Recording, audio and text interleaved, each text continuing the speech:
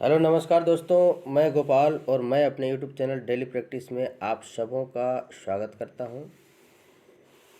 चलिए आज हम लोग जानेंगे पर्यावरण से संबंधित महत्वपूर्ण प्रश्नों को। उससे पहले हम लोग जो इम्पोर्टेंट फैक्ट है उसको क्लियर करेंगे, फिर उसके बाद ऑब्जेक्टिव देखेंगे।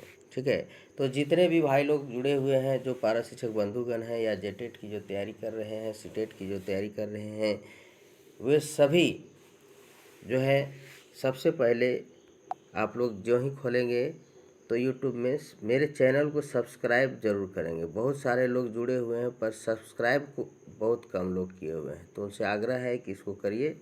ठीक है, तो चलिए बढ़ते हैं आज के क्लास की ओर।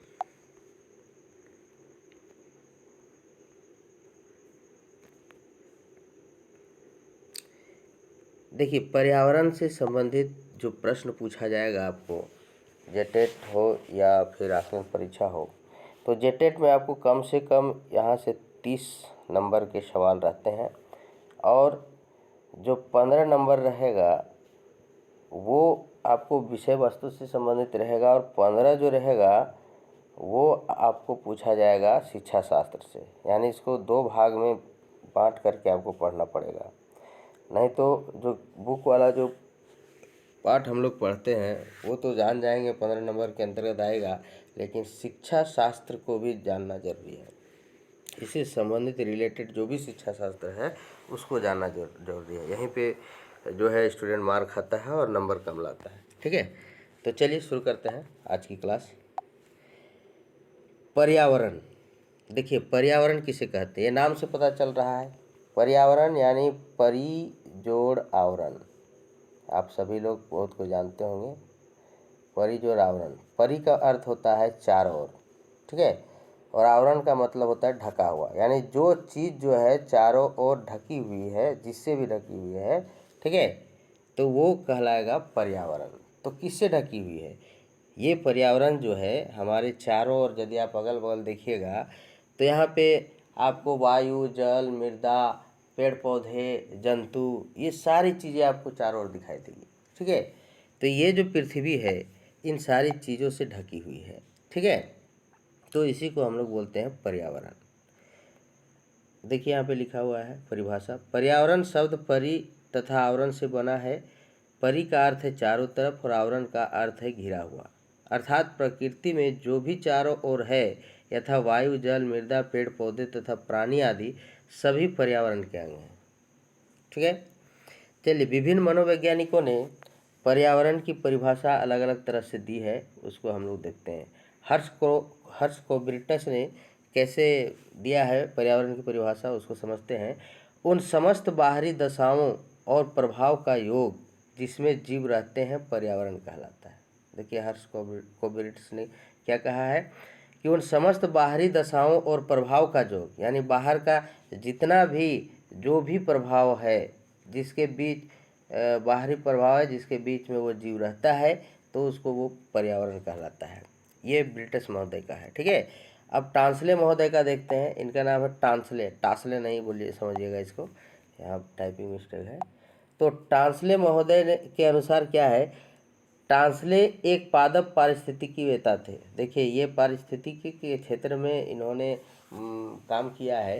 तो इन्होंने क्या कहा है पर्यावरण को कि प्रभावकारी दशाओं का वह संपूर्ण योग पर्यावरण कहलाता है जिसमें जीव रहते हैं। यह भी सेम उसी तरह से कहे, लेकिन क्या कहने का थोड़ा सा तरीका अंतर है कि प्रभावकारी दशाओं का वह संपूर्ण योग पर्यावरण कहलाता है जिसमें जीव रहते हैं। ठीक है, अब सीपी पार्क क्या कह रहे हैं, देखिए इनके अनुसार पर्यावरण की परिभाषा क्या है। पर्यावरण का अर्थ उन दशाओं के योग से है जो मनुष्य को निश्चित समय में निश्चित स्थान पर आवृत करती है। सीपी पार्क ने क्या कहा है कि पर्यावरण का अर्थ उन दशाओं के योग से है जो मनुष्य को निश्चित समय में निश्चित स्थान पर आवृत करती है। ठीक है, तो इसको याद कर लेंगे। विभिन्न मनोवैज्ञानिकों ने पर्यावरण की परिभाषा क्या दी है, कभी कभी पूछ देता है कि ये परिभाषा किसने दिया है। ठीक है, तो चलिए हम लोग जानते हैं पर्यावरण के प्रकार के बारे में। ठीक है, पर्यावरण क्लियर हो गया। हमारे चारों ओर जो भी वस्तुएं हैं, जो भी दिखाई देती है, चाहे वो सजीव वस्तुएं हो या निर्जीव वस्तुएं हैं, पेड़ पौधे हो, जंतु हो, जानवर हो, वायु जल मिट्टी हो या अन्य कोई भी चीज़ जो दिखाई पड़ता है, वो उसे हम लोग कहेंगे मिलजुल करके पर्यावरण। ठीक है। अब पर्यावरण का प्रकार हम लोग जानेंगे। देखिए, पर्यावरण स्थल मंडलीय पर्यावरण, जल मंडलीय पर्यावरण और वायुमंडलीय पर्यावरण, ये 3 प्रकार के पर्यावरण हैं। ठीक है। तो स्थल मंडलीय पर्यावरण क्या है, इसको थोड़ा सा हम लोग समझ लेते हैं, बाकी इसकी परिभाषा को हम लोग जानेंगे। कहता है कि स्थल मंडल भूपृष्ठ पर पाए जाने वाले ठोस सेल पदार्थों की परतें हैं। यह जीवमंडल का महत्वपूर्ण भाग है। इसका निर्माण तत्वों, खनिजों, शैलों तथा मिट्टी से हुआ है। ये जो हमारी पृथ्वी है और पृथ्वी का जो ऊपरी भाग है, ठीक है, जिसको भूपृष्ठ बोलते हैं, ये ही हमारा स्थल मंडल है। और इसी स्थल मंडल में कुछ गहराई तक, ज़्यादा गहराई नहीं, कुछ गहराई के अंदर तक जो है, वहाँ पे हम लोग को खनिज तत्व मिलते हैं, चट्टानें मिलती हैं, तत्व पाए जाते हैं। ऊपरी परत पे हमको शैल भी मिलता है, चट्टान भी मिलता है। ठीक है। तो ये क्षेत्र है स्थल मंडल, और इसी स्थल मंडल में जीव निवास करते हैं। इतना जान लीजिए, इसी स्थल मंडल में पेड़ पौधे पाए जाएंगे, मनुष्य, जानवर, सभी का आवास इसी में है। जल है, जंगल है, ठीक है, और जो भी है, नदियाँ, पहाड़, झरने, सभी इसी मंडल में पाए जाते हैं। आगे देखते हैं दूसरा, जलमंडल। ठीक है। कहता है जलमंडल से तात्पर्य जल की ऊपरी परत से है, जो पृथ्वी की सतह पर महासागरों, झीलों, नदियों तथा अन्य जलाशयों के रूप में फैली है। पृथ्वी की सतह के संपूर्ण क्षेत्रफल के 71% भाग में जल का विस्तार है, इसलिए पृथ्वी को जलीय ग्रह भी कहते हैं।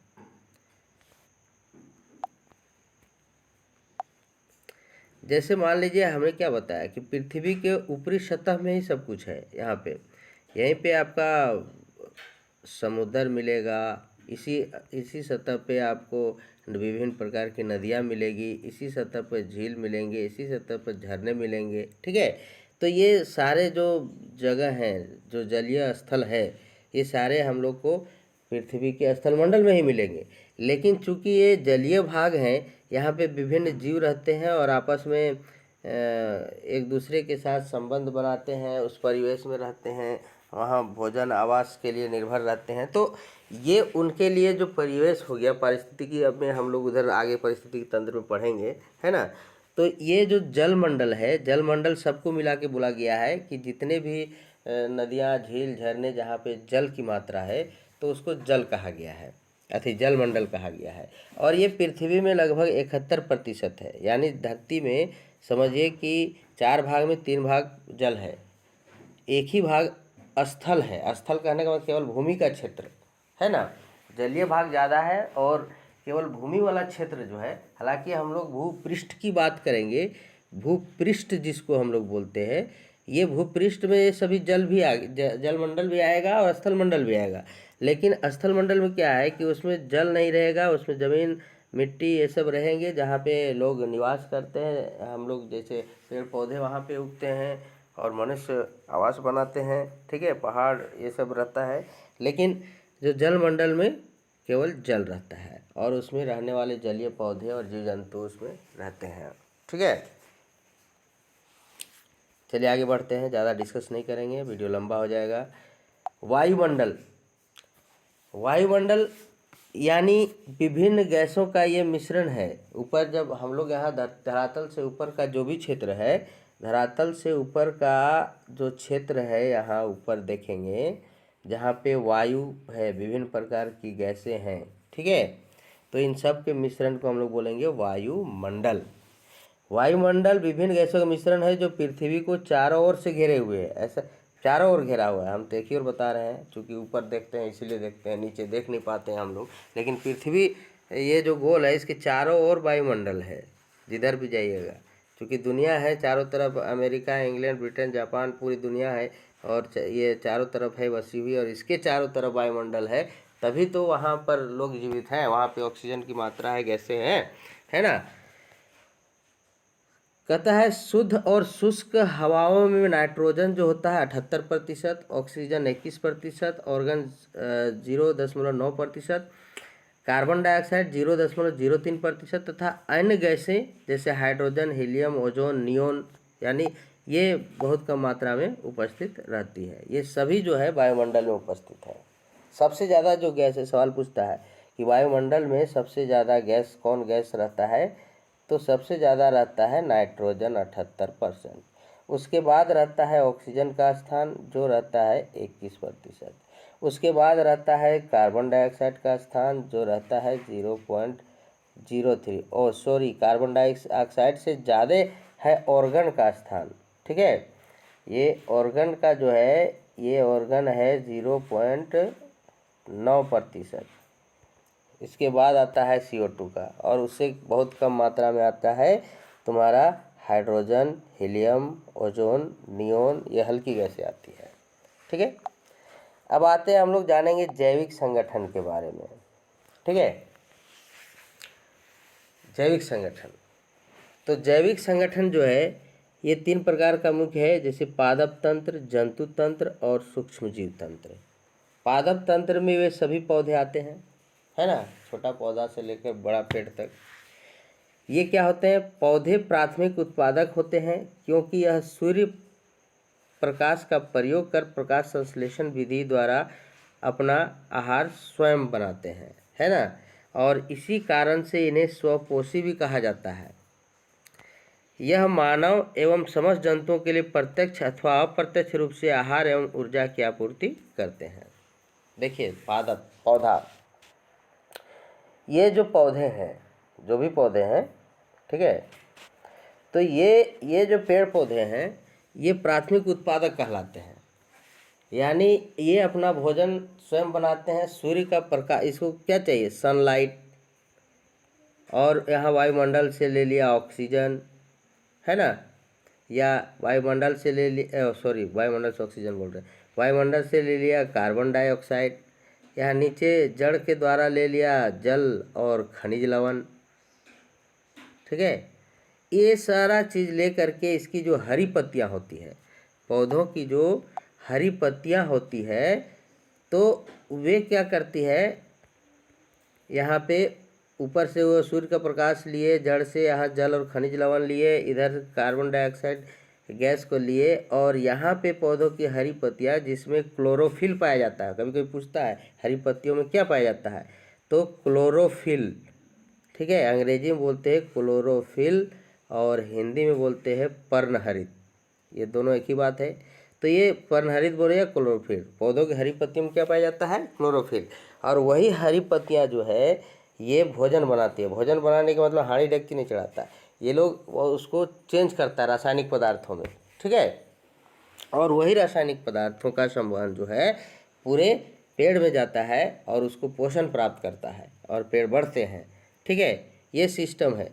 तो ये इनको अपना भोजन ये स्वयं बना रहे हैं, केवल उधर से वायुमंडल से ग्रहण करते हैं, मिट्टी से ग्रहण करते हैं, सूर्य का प्रकाश लेकर के बना रहे हैं, इसलिए ये उत्पादक कहलाते हैं। क्या कहलाते हैं, उत्पादक, ठीक है। अब ये उत्पादक के भरोसे हम सभी लोग हैं, चाहे वो मनुष्य रहे या जंतु रहे, है ना, जो भी है, मनुष्य जंतु में मनुष्य भी जंतु में आ जाता है, जंतु के अंतर्गत। जब हम प्राणी विज्ञान पढ़ेंगे तो उसमें मनुष्य भी आएगा। तो जंतु में जानवर समझेंगे हम लोग सीधा सीधी, कि जानवर पक्षी हो या मनुष्य हो या अन्य भी कीड़े मकोड़े, सभी के सभी जो है ये प्राथमिक उत्पादक पर ही निर्भर रहते हैं। बोलिए कैसे, वो ऐसे कि ये प्राथमिक उत्पादक हैं। जैसे मान लीजिए हम कोई अनाज ग्रहण करते हैं तो पौधे से उत्पन्न होता है, कोई फल ग्रहण करते हैं तो पौधे से उत्पन्न होता है, कोई सब्जी ग्रहण करते हैं तो पौधे से उत्पन्न होता है, ठीक है। तो उसको हम लोग खाते हैं और जीवित रहते हैं, ठीक है। रही बात कि कुछ जंतु मान लीजिए कि मांसाहारी होते हैं, बहुत कोई कह सकते हैं कि भाई मांसाहारी होते हैं तो ये कैसे कहाँ पत्ते खाते हैं, वो खाते हैं, कैसे खाते हैं। देखिए मांसाहारी होते हैं तो किसका मांस खाते होंगे, किसी शाकाहारी जीव का या मांसाहारी जीव का।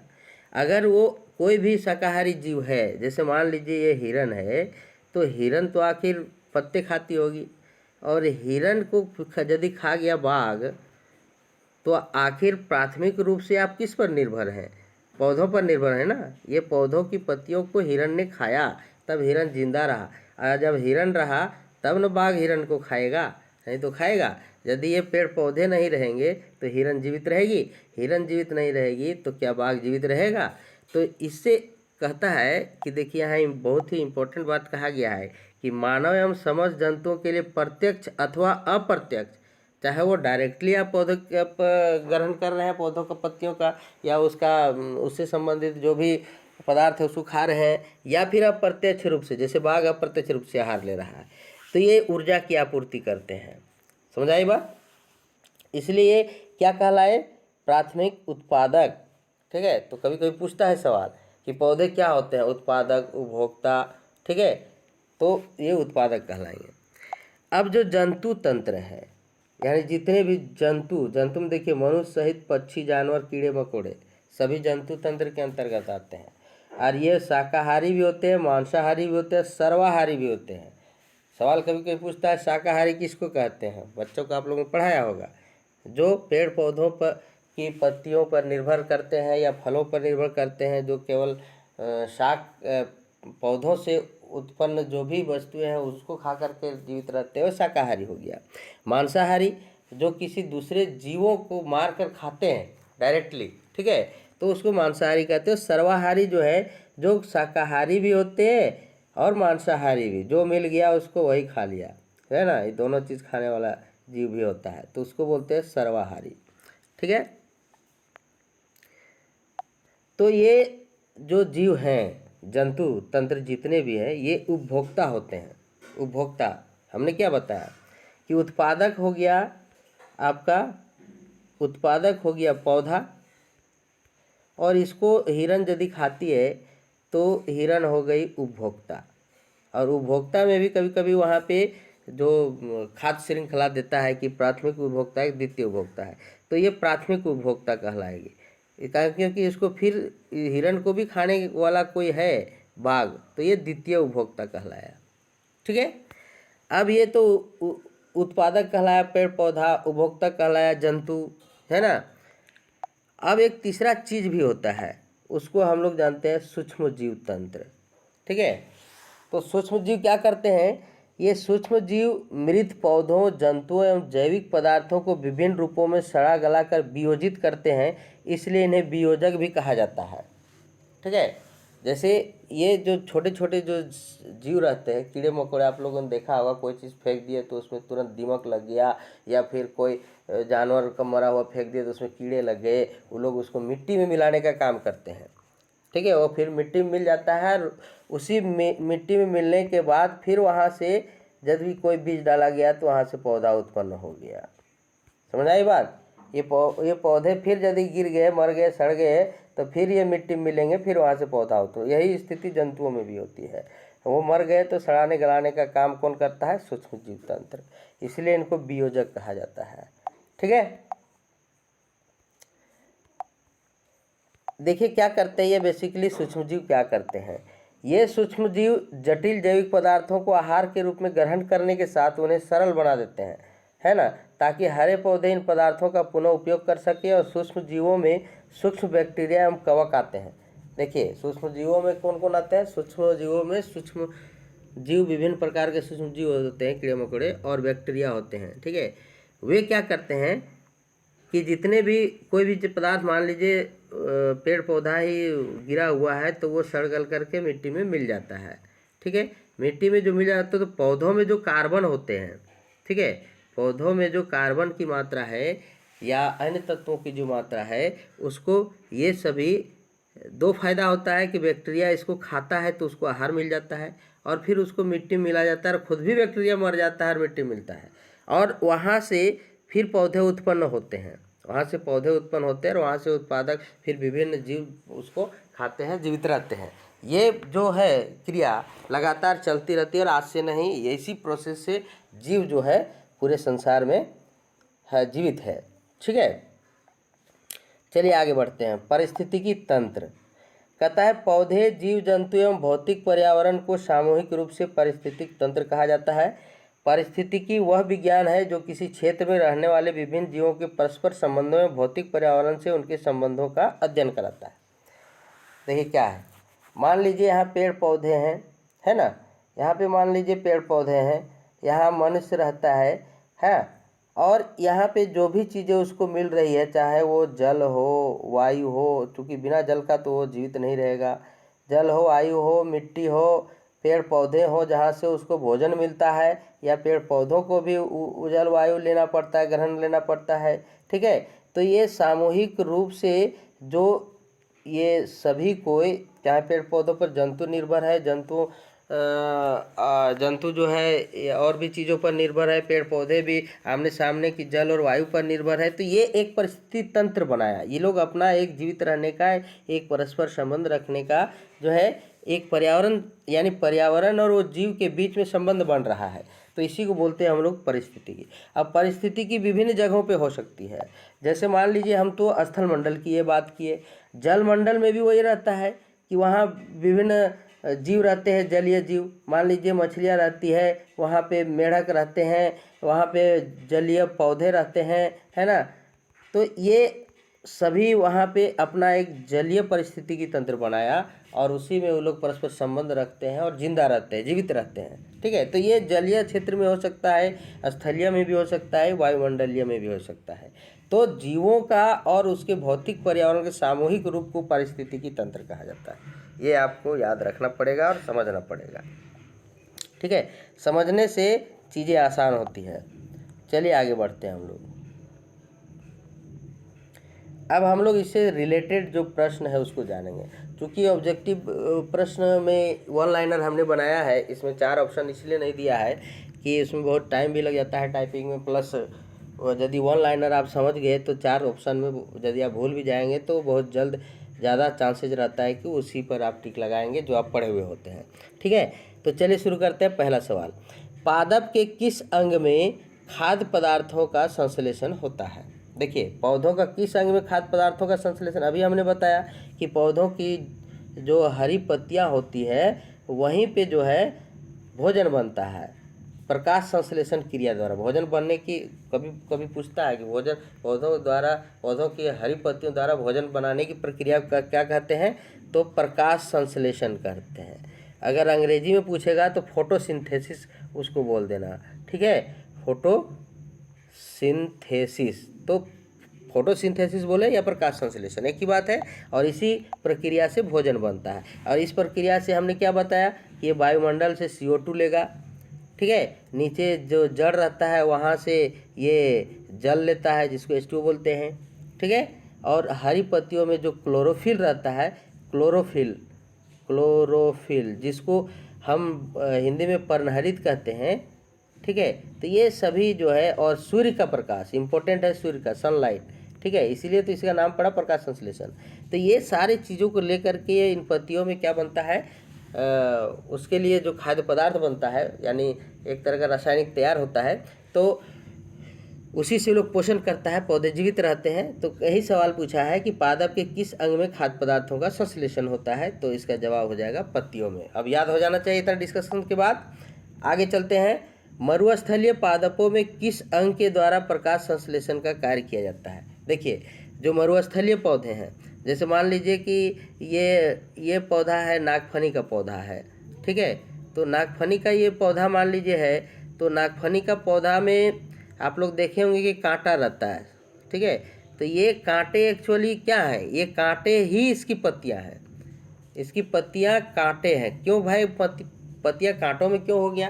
क्योंकि मरुस्थलीय जगह में जो है जल्दी बारिश नहीं होती है, पानी नहीं मिलता है, तो उसमें क्या होता है कि वाष्पोत्सर्जन, देख पत्तियां वाष्पोत्सर्जित करती है। जंगलों में कैसे बारिश होता है, वो ज़्यादा वाष्पित होती है, जिसके कारण वो बादल बनना वहाँ शुरू हो जाता है, और वहाँ एक ऐसा परिवेश हो जाता है कि वहाँ बारिश शुरू हो जाती है। तो मरुस्थलीय जगहों में पानी की मात्रा कम है ना, वायुमंडल पूरा शुष्क रहता है, गर्मी ज़्यादा रहती है, तो उस परिवेश से निपटने के लिए पत्तियां कांटों में रूपांतरित हो जाती है। पूछता है कि किस पौधे की पत्तियां कांटों में रूपांतरित हो जाती है, एक सवाल यहाँ भी आएगा।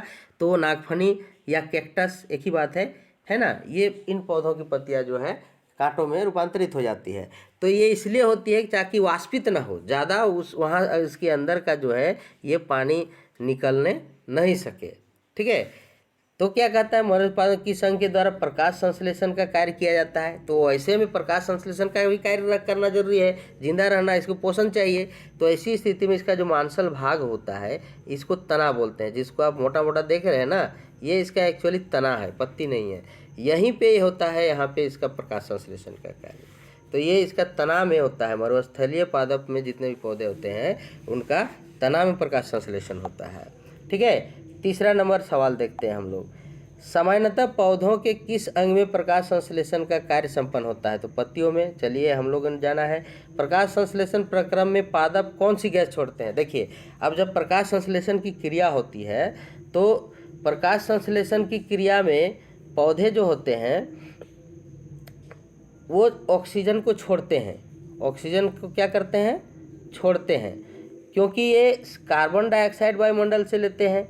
कार्बन डाइऑक्साइड वायुमंडल से लेकर के जब प्रकाश संश्लेषण करते हैं उसके बाद ये ऑक्सीजन को छोड़ते हैं, और वही ऑक्सीजन जो है हम लोग श्वास लेते हैं, और हम लोग फिर कार्बन डाइऑक्साइड छोड़ते हैं जिसको पेड़ पौधे लेते हैं। इसलिए जो जितने भी हम लोग का फैक्ट्री से निकलता है धुआं कार्बन डाइऑक्साइड, या हम लोग जो चूल्हा जलाते हैं, या हम लोग जो सांस के थ्रू छोड़ते हैं, वो सारे कार्बन डाइऑक्साइड को ये ग्रहण करते हैं पेड़ पौधे। इसलिए ज़्यादा जंगल लगाने कह रहा है, ताकि शुद्ध वातावरण मिल सके, वहाँ से ऑक्सीजन ज़्यादा निर्मुक्त होगा तो हम लोग को सांस लेने में तकलीफ नहीं होगी। ठीक है, तो पेड़ पौधे CO2 ग्रहण करते हैं और ऑक्सीजन को छोड़ते हैं। ये एक चीज़ आप ध्यान से जान लीजिए। अब ये कहिएगा कि ये जो ऑक्सीजन है, ऑक्सीजन जिसको हम लोग श्वास लेते हैं, तो पेड़ पौधों के पास कहाँ से आता है ऑक्सीजन? तो वो जल के द्वारा आता है। किसके द्वारा आता है? जल। नीचे से जल ग्रहण कर रहा है तो रासायनिक क्रिया में जब करता है तो इसी जल से इसको मिलता है। जैसे H2O जल का होता है सूत्र, यानी हाइड्रोजन और ऑक्सीजन, तो ये ऑक्सीजन उसको वहाँ से प्राप्त हो जाता है। चलिए आगे देखते हैं। प्रकाश संश्लेषण प्रक्रम पादप कौन सी गैस छोड़ते हैं? तो ये हम लोगों ने जाना, ऑक्सीजन। 5वां नंबर, पादप प्रकाश संश्लेषण की क्रिया के द्वारा किन किन पदार्थों का संश्लेषण करते हैं? देखिए, जब पादप जो है प्रकाश संश्लेषण करते हैं तो कार्बोहाइड्रेट का संश्लेषण करते हैं, प्रोटीन का करते हैं और वसा का करते हैं। हमने बताया कि प्रकाश संश्लेषण में रासायनिक पदार्थों का करते हैं संश्लेषण, और यही इनका पोषण का जरिया है। 6ठा नंबर देखते हैं, कीटभक्षी पादप हैं। तो कीटभक्षी पादप घटपर्णी, वीनस फ्लाई, सनड्यू, इनका नाम याद रख लीजिएगा, कभी कोई पूछेगा। ये लोग सीधे कीट खा जाता है। ऐसा भी पौधा है जो प्रकाश संश्लेषण क्रिया और माने सूर्य का प्रकाश और हवा या कार्बन डाइऑक्साइड गैस और मिट्टी खनिज लवण से इसको मतलब नहीं है। ये ऐसे कीटभक्षी पौधे हैं जो डायरेक्ट इस तरह से घटपर्णी का देखे होंगे चित्र, आप लोग देखिएगा तो ऐसे रहता है। इसका यहाँ पे एक ढक्कन लगा रहता है। ठीक है, जैसे ही कोई कीट इसके अंदर आ गया, मान लीजिए यहाँ पे कीट आ गया, ये ढक्कन ऑटोमेटिक बंद हो जाता है और यहाँ पे ये सड़ता है, गलता है और इसी से इस वो पोषण को प्राप्त करता है। ठीक है, तो ये घटपर्णी का पौधा, वीनस फ्लाई और सनड्यू, ये कीटभक्षी पौधा है, डायरेक्ट कीड़े खा जाता है। समझिए, ये भी एक तरह से मांसाहारी है, मांसाहारी पौधा भी है। ठीक है, 7वां नंबर जानेंगे, पादपों को प्रोटीन बनाने के लिए सबसे अधिक किस तत्व की आवश्यकता होती है? तो पादपों को प्रोटीन बनाने के लिए सबसे ज़्यादा नाइट्रोजन का ज़रूरत होता है। हम लोग जो यूरिया जो छिड़ते हैं ना फसल में, उसमें सबसे ज़्यादा नाइट्रोजन रहता है 46%, ये जान लीजिए। ठीक है, तो नाइट्रोजन का ज़रूरत ज़्यादा होता है। और प्राकृतिक रूप से नाइट्रोजन जो बनाता है वो राइजोबियम जीवाणु बनाता है, अभी आगे पढ़ेंगे हम लोग। लाइकेन किस प्रकार का जीव है? लाइकेन जो होता है वो सहजीवी है। कैसा जीवी है? सहजीवी। 9वां नंबर, पौधे नाइट्रोजन को किस रूप में ग्रहण करते हैं? तो विलेय के रूप में। नाइट्रोजन डायरेक्ट नहीं ग्रहण करेगा, वो पानी में घुलना चाहिए या मिट्टी में घुलना चाहिए, और वहाँ से वो जो है ज़मीन के अंदर से वो ग्रहण करता है जड़ के द्वारा। ठीक है, तो विलेय रूप में होना चाहिए, लिक्विड में। 10वां नंबर देखते हैं, निम्नलिखित में से कौन सा जीव पौधों को नाइट्रोजन प्रदान करता है? देखिए, अभी हम बताए थे नाइट्रोजन जो प्राकृतिक रूप से नाइट्रोजन जो बनाने का काम करता है वो राइजोबियम जीवाणु करता है। और राइजोबियम जीवाणु जो होता है, देखिए 12 नंबर सवाल में कह रहा है कि जितने भी दलहन फसल है ना, जितने भी दलहन फसल है उसकी जड़ में, गांठ में इस तरह गोल गोल गांठ में रहता है, उसके अंदर में ये जीवाणु रहते हैं। ये क्या करते हैं, वायुमंडल से जो नाइट्रोजन है उसको ग्रहण करके अवशोषित कर करके मिट्टी में इस लोग नाइट्रेट का मात्रा को, नाइट्रोजन का मात्रा को बढ़ाता है और उपजाऊ क्षमता को बढ़ाता है। ठीक है, इसलिए कहता है किसान को कि आप फसल चक्र अपनाइए। फसल वैज्ञानिक लोग कहता है फसल चक्र यानी 3 फसल के बाद एक बार जो है दलहन फसल लगाइए, ताकि आपका जो उर्वरा शक्ति है मिट्टी का वो बना रहे और फसल फिर से बढ़िया हो। ठीक है, देखिए राइजोबियम किस प्रकार जीवाणु है, सहजीवी हमने पढ़ा। चना, मटर, मूंग, सेम, अरहर आदि अन्य फलीदार दलहनी फसलों की जड़ों में कौन सा जीवाणु पाया जाता है जो इन्हें विलेय नाइट्रोजन प्रदान करता है, तो ये राइजोबियम जीवाणु है। ठीक है, इसको याद रख लीजिएगा। मानव शरीर की सबसे बड़ी ग्रंथि है यकृत।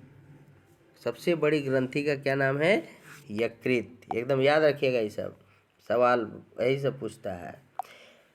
मानव के पाचन तंत्र के किस अंग में भोजन पूर्णतः पच जाता है। जो हम लोग भोजन, हालांकि पचने की जो क्रिया जो है हमारे मुंह से ही शुरू हो जाती है, जीभ का लार से ही शुरू हो जाता है। ठीक है, लेकिन पूर्णतः जो पचने का काम है वो छोटी आंत में होता है।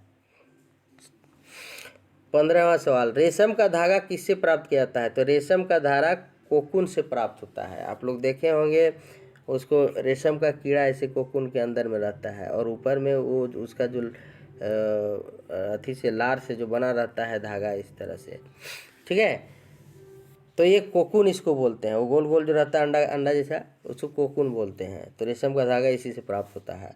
16 नंबर, सबसे सामान्य किस्म की रेशम कीट है।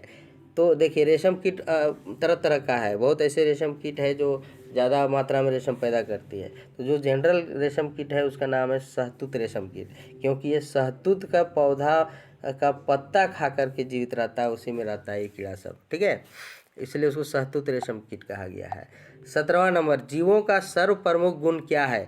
तो जीवों का सबसे प्रमुख गुण क्या है कि जो भी जीव है वो प्रजनन करते हैं, यानी अपने जैसे बच्चे पैदा करते हैं। ठीक है, 18 नंबर, सजीव और निर्जीव की सीमा रेखा कहा जाता है। तो सजीव और निर्जीव की सीमा रेखा कहा जाता है वायरस को, यानी ये इसको हम लोग सजीव भी बोल सकते हैं, ये सजीव भी और निर्जीव भी। अगर इसको कोई, ये परपोषित होते हैं, इतना जान लीजिए, यानी दूसरे जीवों पर ये रह करके ये लोग अपना प्रजनन करते हैं, वृद्धि करते हैं। ठीक है, तो ये दूसरे जीव में जब तक गए नहीं तब तक, यदि ये डस्ट में भी है, कहीं पे धूल उल में भी है, तो वहाँ पर भी ये लोग जिंदा लाखों साल रह सकता है। ठीक है, लेकिन जैसे ही किसी जीव में प्रवेश कर गए, वहाँ से ये लोग जो है पूरी तरह से यहाँ से वृद्धि करने लगता है, प्रजनन करने लगता है, अपना जैसा हजारों वायरस पैदा करता है। ठीक है, जैसे अभी वायरस बहुत चला हुआ है कोरोना वायरस, इसका भी वही प्रकृति है। तो इसलिए सजीव और निर्जीव की सीमा रेखा किसको कहा गया है, वायरस को कहा गया है। ठीक है, 19वां सवाल देखते हैं, किसमें वृद्धि हमेशा होती रहती है। देखिए पौधों में वृद्धि जो है लगातार हमेशा होती रहती है। 20वां सवाल, पौधों की कोशिका भित्ति किस पदार्थ की बनी होती है। जब हम लोग कोशिका के बारे में विज्ञान में पढ़ेंगे, विज्ञान का जब चैप्टर आएगा कोशिका डिटेल में, जंतु कोशिका, पादप कोशिका, ठीक है, तो उसमें इसको जानेंगे। लेकिन फिर भी जान लीजिए कि पौधे की जो कोशिका भित्ति होती है वो सेल्यूलोज की बनी होती है। प्रकाश संश्लेषण में उत्पन्न ऑक्सीजन गैस कहाँ से आती है। देखिए हमने उस समय बताया था कि ऑक्सीजन गैस जो प्रकाश संश्लेषण के द्वारा उत्सर्जित होता है पौधों द्वारा, तो वो कहाँ से आता है, तो वो जल के द्वारा उसको ऑक्सीजन मिलता है। ठीक है, उस जल में ही घुला हुआ है ऑक्सीजन। तो जब प्रकाश संश्लेषण की क्रिया होती है, ठीक है, तो उस समय ऑक्सीजन जब निर्मुक्त होता है, छोड़ता है जब पेड़ पौधे, तो वो ऑक्सीजन जो होता है वो उसको जल से मिला होता है, क्योंकि जल का फॉर्मूला H2O होता है, आप जान लीजिए। ठीक है, अगला है पानी का जड़ों से पत्तियों तक संवहन किसके द्वारा होता है। देखिए यहाँ दो बातें हैं। ठीक है, ये मान लीजिए कि ये पेड़ है, तो जैसे हमारे शरीर में जो है विभिन्न दो तरह का है हमारा संवहन तंत्र। एक है आपका धमनी और दूसरा है सीरा। इसको भी डिटेल में जानेंगे हम लोग, अभी नहीं, जब पढ़ेंगे। अभी बहुत पढ़ना है भाई, विज्ञान में जब जानेंगे तब जानेंगे। धमनी में शुद्ध रक्त बहता है हम लोग का, रहता है ना, शुद्ध रक्त बहता है जिसमें ऑक्सीजन रहता है। और सीरा के माध्यम से जो है वो अशुद्ध रक्त हम लोग का आता है हृदय तक, और हृदय फिल्टर करता है। ठीक है, तो ये शुद्ध और अशुद्ध, धमनी में शुद्ध रक्त बहता है और सीरा में अशुद्ध रक्त, दो वाहिनियां हैं हमारे शरीर में। मनुष्य का शरीर का बात मैं किया, अभी पेड़ पौधा में यही हाल है। उसमें भी जो है पेड़ पौधों में भी वाहिनियां होती है, मतलब छोटा छोटा नली होता है। तो दो प्रकार का नली होता है। ठीक है, एक होता है जाइलम और दूसरा होता है फ्लोएम। अब जाइलम का क्या काम है, ये यहाँ जो पतले पतला नली है जो पूरे पेड़ पौधा तक जाता है, वो नीचे ज़मीन के नीचे से जो जल ग्रहण करता है जड़ द्वारा, उसको पूरे जगह पहुँचाने का काम करता है, पत्तियों तक, फूलों तक, है ना, तना तक, टहनियों पर, सारे जगह ये जाइलम उत्तक के माध्यम से जल को पहुंचाता है। लेकिन फ्लोएम के माध्यम से क्या करता है, जब पत्तियों में यहाँ पे प्रकाश संश्लेषण क्रिया में जो खाद्य पदार्थ बना, जो रासायनिक पदार्थ बना, अब वो जिसे पोषण करेगा, ये खाद्य पदार्थ पूरे फिर भाग में भेजेगा, तब वो बड़ा होगा ना, उसको पोषण मिलेगा। तो पूरे भाग में भेजने के लिए भी छोटा छोटा नली होता है, उसको बोलते हैं फ्लोएम। क्या बोलते हैं? फ्लोएम। इसी फ्लोएम उत्तक से ही जो है जितने भी पदार्थ होते हैं, रासायनिक पदार्थ जिसे पोषण मिलता है, तो ये फ्लोएम उत्तक के द्वारा होते हैं। तो दो सवाल इसमें, इसको देख लीजिए। यह बराबर पूछता है कि पानी का जड़ों से पत्तियों तक संवहन किसके द्वारा होता है, तो जाइलम के द्वारा। पानी का जहाँ बोलेगा आना जाना, तो जाइलम से। जाइलम याद रख लीजिए, ज से जाइलम, ज से जल, तो जल का जहाँ से ऊपर नीचे बोलेगा तो समझो जाइलम उत्तक। 23वां नंबर, पदार्थों का परिवहन की बात जब पौधा में बोलेगा, है ना, तो फ्लोएम होगा। कभी कभी पूछेगा रासायनिक पदार्थों का, तो पोषण पदार्थों का, तो उसमें घबराना नहीं है, जान लीजिए पदार्थों की ही बात कर रहा है, तो उसमें फ्लोएम उत्तक आप मार दीजिएगा। ठीक है, तो ये रहा आज का क्लास दोस्तों, पर्यावरण का, ईवीएस का, है ना। ईवीएस से जो है आपको 30 नंबर के सवाल पूछे जाएंगे। मैंने पहले ही बताया, 30 नंबर में 15 नंबर जो आपका विषय वस्तु से रहेगा, और 15 नंबर में साइकोलॉजिकल क्वेश्चन रहेगा। तो ये दोनों तरह के क्वेश्चन को आपको हर विषय में ये सिस्टम है, 15-15 का, तो उसको हम लोग ध्यान में रखते हुए तैयारी करेंगे। ठीक है, और आप लोग को मैं बता दूं कि जितने भी मेरे भाई लोग जुड़े हुए हैं व्हाट्सएप ग्रुप में, जितने भी जुड़े हुए हैं, जुड़े ज़्यादा हैं पर देखते हैं वीडियो, लेकिन वो लोग सब्सक्राइब नहीं करते हैं। सब्सक्राइब नहीं करने से क्या होता है कि चैनल जो है आपका वो ग्रोथ नहीं करेगा। आप जो पढ़ रहे हैं उसमें ज़्यादा से ज़्यादा मटेरियल, जैसे हमने जो यहाँ बनाया, तुरंत आपके पास पहुँच जाएगा, तो ये तुरंत पहुँचने वाला जो सिस्टम है वो नहीं हो पाएगा। और जैसे ही यदि आप सब्सक्राइबर हैं, तो हम अभी नया वीडियो, अभी वाला जो बता रहे हैं वही यदि हम डालेंगे तो तुरंत आपके यहाँ पहुँच जाएगा। जो भी सब्सक्राइबर होंगे तुरंत उसको दिखने लगता है, हाँ ये एक भेजा, तुरंत क्लिक करके आप देख लीजिएगा। और दूसरे लोगों को क्या करना पड़ेगा, उसको सर्च करना पड़ेगा। तो ये आपके लिए भी फ़ायदेमंद है, मेरे लिए भी फ़ायदेमंद है, इसलिए सभी को सब्सक्राइब करें। ठीक है, गलत भावना दिमाग में से हटा दीजिए, और पढ़ाई पढ़िए, ठीक से पढ़िए, आगे बढ़िए, जेटेट करिए, सीटेट करिए, और पारा आकलन तो श्योर पास कीजिए। ठीक है, तो चलिए, ये रहा आज की क्लास। अब हम लोग इसको बंद करते हैं। बहुत बहुत धन्यवाद वीडियो देखने के लिए।